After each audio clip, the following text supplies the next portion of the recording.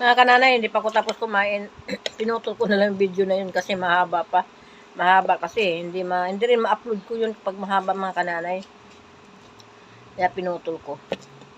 Kasi mga kananay, hindi pa ako tapos eh. Masarap ikain kananay.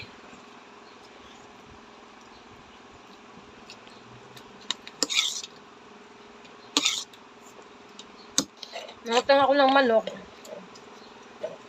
Bigyan ako kanina ng anak ko ng itlog at saka kantit kanton. Kaso lang, puro na yung tuyo-tuyo ba yung ano ba? Ito naman ulamin ko. Nangutang kami ng manok. Yan, hinaluan ko. Kasi yung anak ko mga kananay, na-destino na yun dito, may barak sila doon.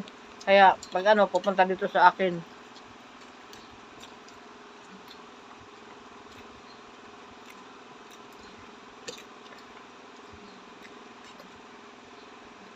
Mula kahapon, binigyan ako ng 80 pesos.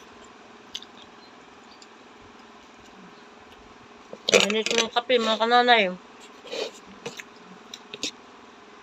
Gatas. Anak ko.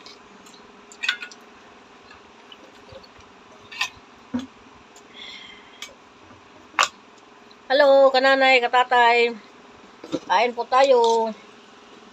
O, kukunti na lang. Uubos ng mga kananay.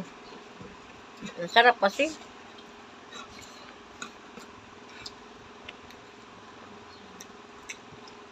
Mag-pray lang ako na may puhunan ako mamaya sa pansit kasi yung tira na manok, ihalo ko sa pansit. Alam, may magpairam sa akin mga kananay. So, talaga? Saad na saad mga kananay. Alam, may magpautang. Kahit 200 mga kananay. Gusto ako ng pansit.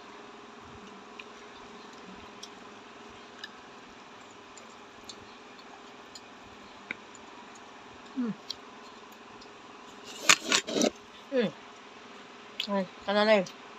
Busog na ako. Harap pa kasi.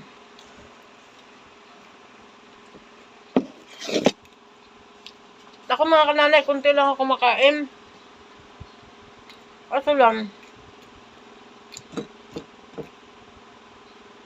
nasarapan ko sa kangkong ba? Kangkong.